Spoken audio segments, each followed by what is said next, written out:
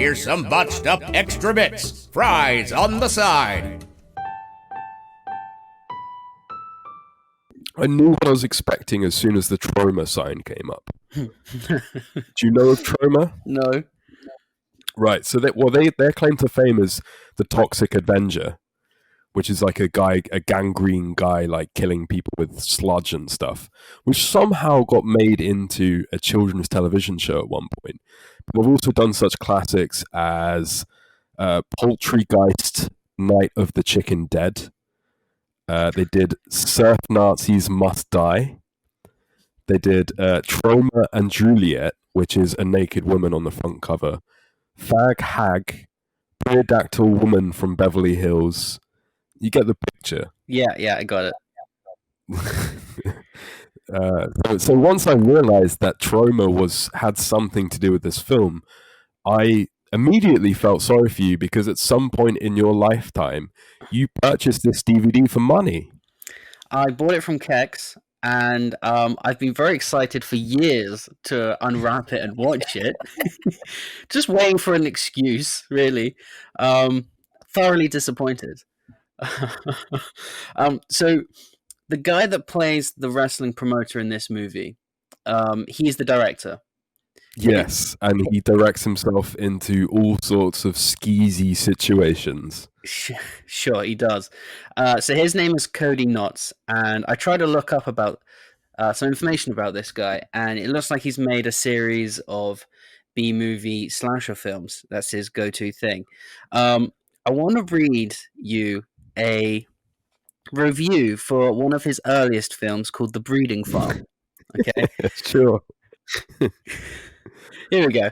So The Breeding Farm seems to be some sort of film about a load of women and men are thrown into this house and they are bred like cattle for whatever reason. Oh, Christ. Here's the review of his film.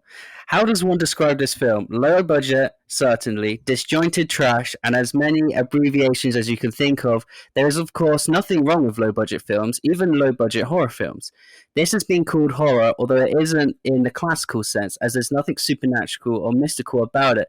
But you have to wonder, how sick are the minds behind this, and why would anyone, especially women, submit themselves to such willingly degrading actions and at such such a low rate, which clearly is not here. Seriously, this film plunges into depths of human depravity and has no artistic merit. That is actually taken from a magazine in America. Well, I've just looked up this film and Internet Movie Database.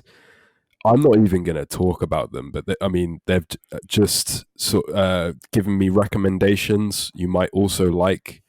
And they're just lots and lots of pictures of women with covers that say, amuse me, forgive me. There's one here called Ant Farm Dickhole. Yeah, you took me down some routes that I didn't want to go with this movie. Right, so you get the idea. This Cody Knotts guy is just doing like trash B-movies, stuff that only weirdos buy in special types of shops. But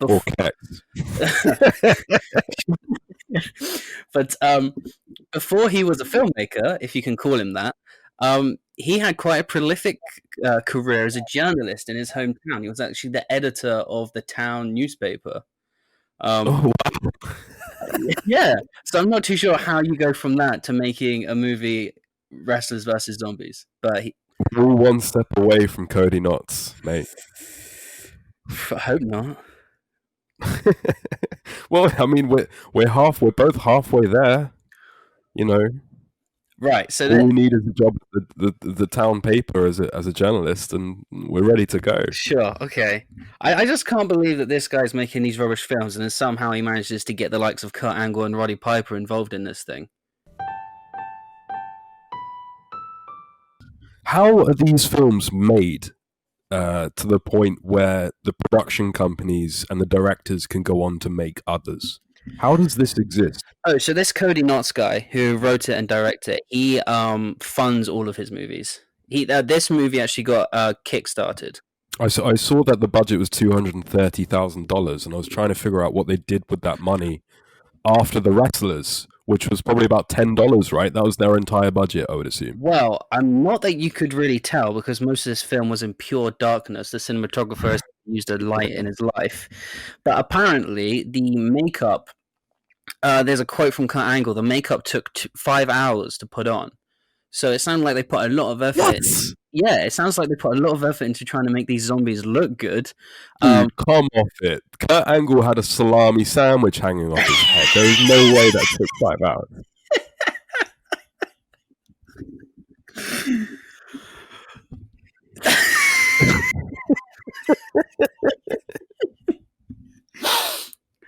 Oh, right. You could tell Kurt Angle was expensive as well. It was only in 2 scenes, about 5 minutes of the entire thing. Kurt Angle was one of the best parts of the movie for me. What amazed me with this thing is that they've got a caliber of at least wrestling talent, if not acting talent. They couldn't even be bothered to find a independent show with fans in it.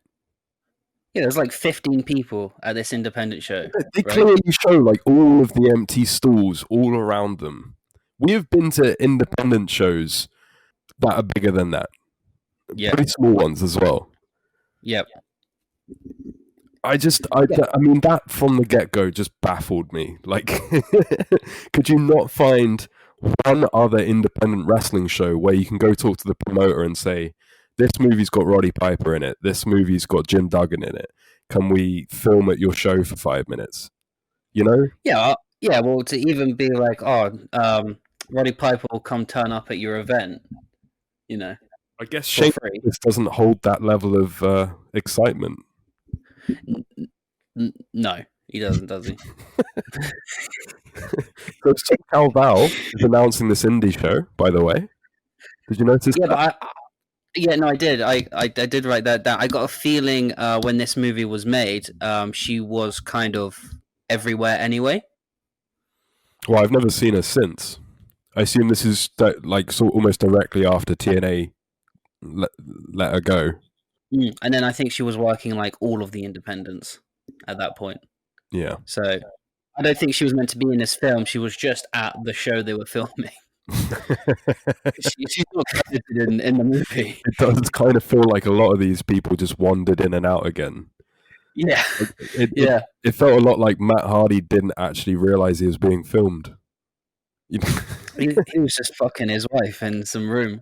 Okay. We're going to have to go through this chronologically because I could just get lost in how bad this is. Okay, so the movie starts off with this independent show that's really shitty. We're backstage with Shane Douglas, and he catches his girlfriend making out with some guy, right? And this pisses him off. And this guy's making out with his girlfriend has a match with Shane Douglas, and to get his revenge, Shane Douglas decides to purposely fuck up a pole driver, which ends up killing the dude in the ring.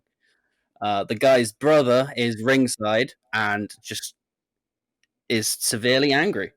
Thank you for explaining one significant plot hole to me.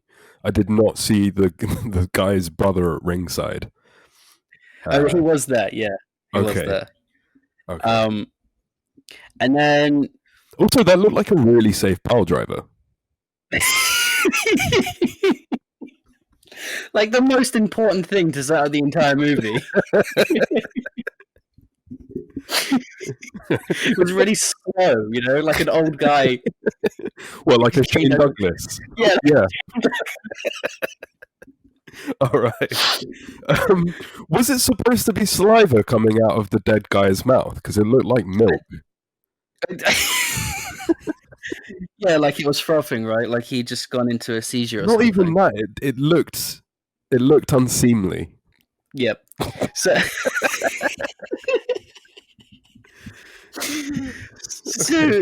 the next scene is the evil brother that's apparently is Irish, which was really off-putting the entire time. He was supposed to be Scottish. He's Scottish. It was one of the worst accents I've ever heard, man. And they had free domain classical music over the top with like pure MIDI beats which I loved. Okay, you carry on. So he's meeting with this promoter, which is the director of the movie, who can't act to save his life. I don't know why he put himself in the movie.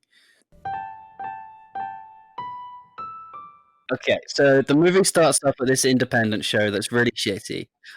We're backstage with Shane Douglas, and he catches his girlfriend making out with some guy, right? And this pisses him off. And this guy's making out with his girlfriend has a match with Shane Douglas, and to get his revenge, Shane Douglas decides to purposely fuck up a pole driver, which ends up killing the dude in the ring. The guy's brother is ringside and just is severely angry. Thank you for explaining one significant plot hole to me.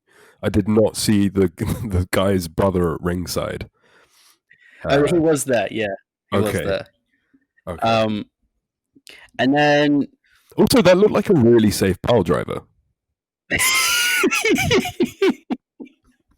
like the most important thing to set up the entire movie. It was really slow, you know, like an old guy. Well, like a Shane Douglas. Yeah. Yeah. All right. Was it supposed to be saliva coming out of the dead guy's mouth? Because it looked like milk. Yeah, like it was frothing, right? Like he'd just gone into a seizure or Not something. even that. It looked unseemly. Yep. So, so the next scene is the evil brother, that's apparently is Irish, which was really off-putting the entire time. He was supposed to be Scottish. It's Scottish. It was one of the worst accents I've ever heard, man. And they had free domain classical music over the top with like pure MIDI beats, which I loved. Okay, you carry on. So he's meeting with this promoter, which is the director of the movie, who can't act to save his life. I don't know why he put himself in the movie. So the evil brother wants a private wrestling show, which apparently is a real thing. I thought that was creepy as fuck, but apparently it's a real thing. Oh no, dude! This is the dark side of the business. I've heard quite a bit about this. I learned this from Jordan Grace. I didn't know about Jordan Grace. He used to run an all-women's private wrestling show. Oh, okay. Like nothing. Well, I guess it is kind of sexual, but they wouldn't do any sexual acts. But guys would just watch women wrestle. This is a real thing, like not just private. Sometimes it can go from sort of private wrestling shows where rich people just want to watch two guys pretend to have a match, and sometimes it can get really seedy as well. And this is a real life thing that happens. It like wrestling snuff, basically. Yeah. So the promoter, the evil guy says he specifically wants Shane Douglas, obviously, to have his revenge. And the girlfriend. And the girlfriend, yeah. And then the promoter is just like, well, you've given me all this money. This doesn't sound like any real wrestling promoter ever. But you've given me all this money, so I'm going to throw in Roddy Piper, Hacksaw Jim Duggan, Matt Hardy's girlfriend, Thomas Rodman, or Dennis. Oh no, dude! Who? It's okay. So the only thing I found out about Thomas Rodman is that the role was originally supposed to be given to Dennis Rodman, right? Who quite obviously was not interested. And all else I know about Thomas Rodman was that he was part of the Blue World Order with the Blue Meanie as a Dennis Rodman impersonator. And the only thing I've got about this guy is that it must be pretty sad, no offense to him, to be a Dennis Rodman impersonator in 2014. Yeah, because I mean, I was halfway through the film when they're in the prison thing, and I was looking at a screen like, that really looks like Dennis Rodman. There's no way that guy's in this movie. It's kind of the equivalent, at least for British people, of somebody being a professional It's Chico Time impersonator, you know? Oh my god. Right. And then he also offers for some porn stars to show up. Yeah, so basically, this guy's brother has been murdered by Shane Douglas over a lady, and he really wants revenge, and he wants to kill Shane Douglas. And there's a moment where the promoter asks him, "Hey, do you want to kill all of these famous wrestlers as well?" And he goes, "Yeah, okay, sure." He also offers Kurt Angle, but then the evil guy says bring Kurt Angle in as a surprise. So we're still booking a show. It's just murder. Yeah, that adds nothing to the story. Most things people say in the dialogue adds nothing to the story. Next scene, Shane and Roddy Piper are outside a building. Roddy Piper's first opening image in this movie is just him stood signing some autographs, and he gets a couple of lines that aren't important. Then the marketing woman. Did you catch her name? Because on my notes, she's just the marketing woman all the way through. I feel like I don't think it's us being rude. I feel like they mentioned her name maybe once in an hour and a half. I've just got the female protagonist. Right. So I got marketing woman. She shoots fuck me eyes at Roddy Piper, and then and then I really hated her character. I really hated it because Yeah. she, at the midpoint, they make her out to be the badass, and she at the night's darkest point of the movie when everything's going wrong, she's the only one keeping it together. But then, right at the end of the movie, she becomes the damsel in distress, and she needs saving. Like you said, like it's such a broken. I don't even know why we're analyzing this to this level, but it's just such a broken identity of a character. Like it was written for 4 different people and then morphed into one. It just doesn't make any sense. And this woman was obviously trying very hard to act professionally in this film and do what they said to her, like to get some sort of career going. And she tried her very best, and I thought she was just landed a complete pile of shit, man. Yeah. Honestly. Did you catch? Sorry. It's crazy to think that actual real actors are involved in this as well as wrestlers and wrestlers' friends. Like there's some actors in this that are seriously trying to have a career. And yeah. Yeah. Maybe it was before. I don't know. Shane Douglas talks about his checks bouncing. Did you catch that? Yeah. He's in a meeting with the promoter and they argue over money. Yeah, so he said his checks bounce from Paul Heyman, which is known in the business. Paul Heyman's checks bounced a lot. Yep. Jim Crockett. Never heard of Jim Crockett's checks bouncing, but I'll trust Shane Douglas's words for it. And Vince McMahon. Does he say Vince McMahon? He says Vince McMahon out loud. He said, Vince McMahon, you better not be one of these bullshitters like Vince McMahon whose checks bounce. I think Shane Douglas had a very rocky relationship with Vince and WWE, didn't he? Yeah, and then he references breaking the neck of Gary Wolfe, who was Pitbull #1 in ECW. Yeah. It was a very, very strange scene. But he's the one that brings the people into the buildings. Don't you forget that. He's the franchise. So the bus driver stops outside of a prison. Roddy Piper thinks he got the wrong address. The bus driver wants all their mobile phones. Roddy Piper gets in his face saying he doesn't have a phone. What's the fucking point of this? Like, everything in a movie has to happen for a reason, right? What's the fucking point if Roddy Piper arguing he doesn't have a phone, if he actually doesn't have a phone and it doesn't play out in the rest of the movie? I think he is... Everybody has to give their phones so that they can't contact anyone. Yeah. And Roddy Piper has this thing. It became quite apparent in Wrestle House, the really bad network reality show where they put a load of legends in a house. Roddy has this thing where he likes to be... I think he liked to be seen as the sort of lone wolf, old school sort of drifter. Like sort of Rambo type. That's what he was going for.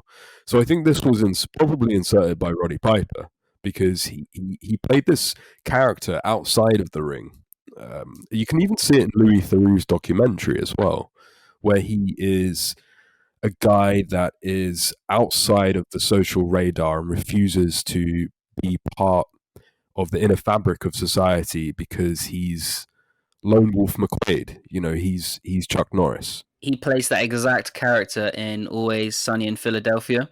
He Oh, really? yeah, he cameos in about 6 episodes as a professional wrestler that's a lone wolf, sleeps in his car. Yeah, I mean, it's just out of. It's not even something I put together for this podcast. Just watching him react to people and talk to people and represent himself the way that he wants to in documentaries and stuff. He comes across as this guy that wants everybody to know that he is Rambo, basically. Okay, but from a storyline perspective, this it didn't make any sense because it didn't. Yeah, it didn't do it. It didn't do anything. It didn't happen. Nothing. All these wrestlers just saw these zombies and didn't even question it. In this world, zombies are a thing all the time. I don't know. Doesn't that tell you something about the wrestling business? he was in WWE at the time that ECW rebranded, and the first thing that they did was bring out the zombie. Yeah, Kurt Angle was in that. yeah. Kurt Angle saw that stuff. He already knows what a zombie looks like. Okay, fine. Well, he gets outnumbered, and then he becomes a zombie. I super wasn't seeing that. That was the only thing in this movie that actually surprised me. This was one of my 2 enjoyable moments of the entire hour and a half. I had 2 moments in which I thought that was pretty cool, and that was one of them. Kurt Angle turning up, which was a pleasant surprise, and Angle slamming Shane Douglas as a zombie and beating up a couple of zombies. I was there for it. So then all the zombies rush into this arena area where the wrestlers already are. The porn star is holding all the women back, and then the male wrestlers go in to fight the zombies. And in the wrestling ring, the only time we're in a wrestling ring, we have Zombie Kurt Angle versus Roddy Piper, Shane Douglas, and Jim Duggan. And the 3 of them beat the shit out of Zombie Kurt Angle. And then he just goes missing. Yeah, then we don't see him the entire. Like, he should have been the main antagonist. This movie would have been much more fun if it was just Kurt Angle and Roddy Piper fighting for 30 minutes. I'm pretty sure that Roddy did this for fun because he didn't need the money. And I noticed at this point that Shane Douglas has got tape around his thumb, like the pure wrestling carny that he is. Even for the movie, Shane's taping up his fingers, like the wrestlers love to do. Give me some of that tape. An absolute professional. That's what he is.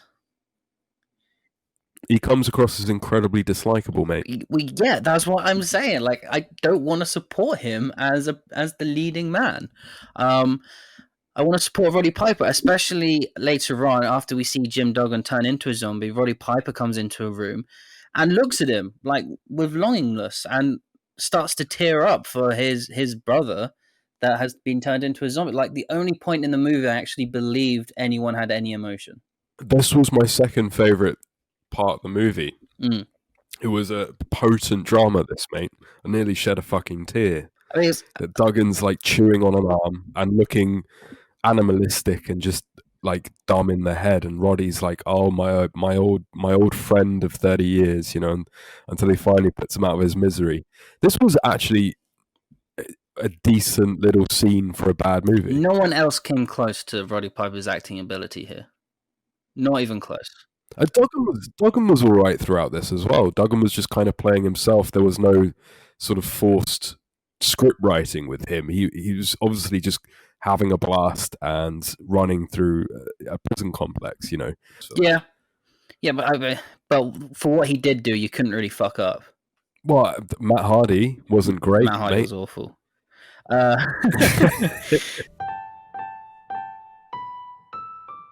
Maybe he just got talked into it by Shane Douglas. Is Shane Douglas actually friends with anyone? No.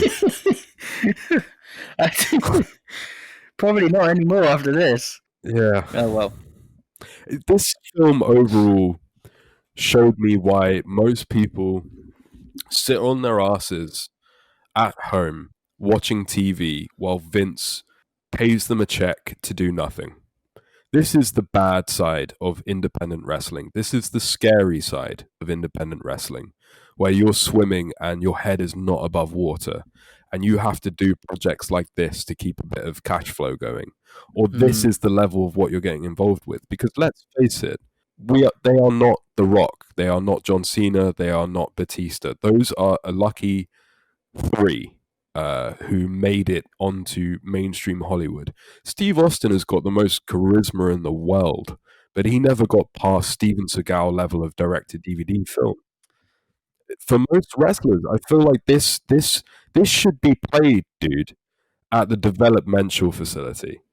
This should be like, you watch this for an hour and a half. This is what can happen to you. Yeah. Don't do drugs. Listen to what we say. Yeah. It's weird, isn't it? Like, you'd think every wrestler would just be able to transition into acting, that they just would be able to do it, but they can't. Yeah, it's really strange. It's really strange. I was looking back, I was trying to think of wrestlers that aren't like the main guys that I'd seen in movies. And I actually remember a horror film on Horror Channel starring Chris Jericho, and he was in it for like 5 minutes, and he was great. I feel like it was, don't trust me on it, but I feel like it was called like Albino Farm. Okay. Where he turns up as like a vampire rock star, I think. Sounds about right. That feels right. He was pretty good in that. But I don't feel like, I don't generally, yeah, it is Albino Farm, and he's got like weird white hair. I don't feel like it's the wrestler's lack of acting necessarily that stops them from being in films. Because the film we're about to go on to, Goldberg was great in that, man. You know, I feel like it's more the public's perception, Hollywood's perception, media's perception of wrestlers. They're not allowed a budget or a quality level of talent because people don't see sales in them. Because I feel like most of media, most of culture, still to this day, no matter how hard Vince McMahon tries, sees wrestling as one step up from porn, which is what this was. It was almost on middle level with porn. This was, yeah. But I mean, mainstream movies, does the average person even know who Matt Hardy is? I mean, I don't feel like the average person knew who Batista was, though. Exactly. Batista got through on his own. He did. I feel like people just say they see wrestler and they don't touch. Yeah. Final rating for pro wrestlers versus zombies? -2 out of 10. I think I'll go with a good old 0.5. 0.5. Cool. From this experience, Ben, are there any other wrestling related or wrestling starring movies, not including The Rock, you've still got on your checklist that you'd want to have a look? I don't think I should be allowed to pick anymore. No, I don't think you should. Which is ironic considering you're the movie guy, but from now on I pick the wrestling movies. Yeah, I feel like I lost that privilege. Well, just remember, dude, that not only did you make yourself sit through that, but you also made me sit through that, and my girlfriend sit through that on a Saturday night. And not just that, dude, you made me take notes on it. I never forced your girlfriend to watch that. That was never part of the deal. We're regularly in the same room, believe it or not. I know you are, but it wasn't part of the deal. No, but that's what I'm saying. You just made a poor, like, innocent person part of this debacle and made her suffer on prime time Saturday night after I finally finished work for the week. Do you know what we sit down and do with our dinner? You watched, you watched Shane Douglas kill a 10-year-old boy. And a man grope a woman as part of a sacrifice ritual. Mm-hmm. To be fair, like, I didn't know what we were getting ourselves into. So, you know. Oh, no, I do not have a problem with this. I went through some strange, unexpected, sometimes pleasing, sometimes traumatic routes this weekend to deliver this quality piece of entertainment for everybody across the world to enjoy. And and I enjoyed the experience of experiencing pro wrestlers versus zombies. Well, as long as you get something out of it, I guess. Like, share, and subscribe to keep it botched up, brother.